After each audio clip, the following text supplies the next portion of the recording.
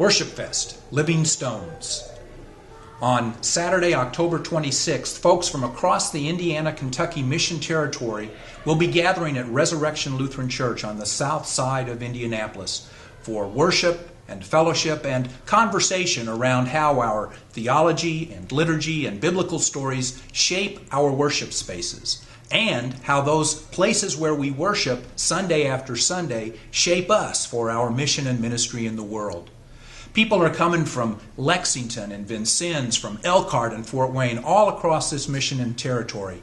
And their conversations will be empowered and equipped by Dr. Robert Saylor, a clergy on our roster here in the Indiana-Kentucky Mission Territory, who is a theologian on staff at Christian Theological Seminary. He's going to start us off down that road of conversation around worship space, theology, creation, liturgy. There will be others from across our synod who will also be leading breakout sessions on particular points of interest with regard to the worship space. How do you use music in a worship space? Technology in the worship space? How do you vest a worship space? How do you lead worship in various types of worship spaces? And many more. There'll be a street fair with tables set up with vendors and booths to give you information, to have crosses and products from Central America. And Kids Against Hunger is going to have some tables set up where we can actually make some bags to send to Haiti and to local charities to feed hungry people in our community and in other places around the world. So let's take a look at some worship spaces that we have in our synod right now. Come with me. Baptismal fonts can be found in many different places in different worship spaces.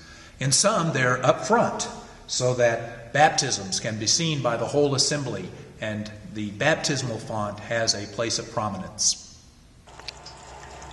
Some have living, flowing water. Is it by the entryway or in the narthex, which says something about entry into the community? Where does the presider sit? The presider can sit on the side, way over here. Or up front, where everyone can see the presider as the presider leads the assembly in worship.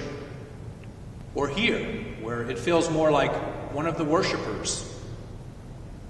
But I can't think of a single reason for sitting on an organ.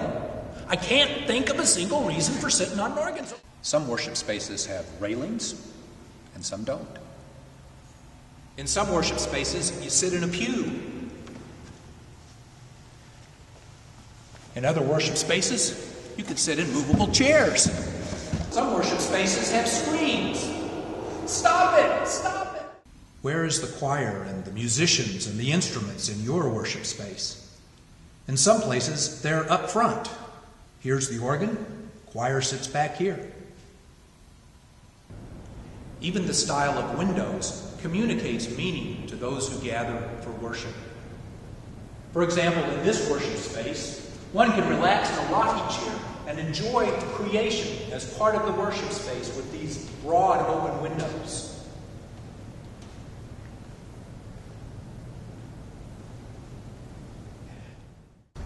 And some of our worship spaces have been around since the late 1800s. Of course, the church is not the building. We are living stones, and the church is a spiritual body of Christ. But we do worship in buildings. We do gather in worship spaces, and they shape us and they form us for our mission and ministry in the world. Come and explore the variety of ways in which worship spaces are designed and created, and the variety of ways in which they shape you for your work in the world.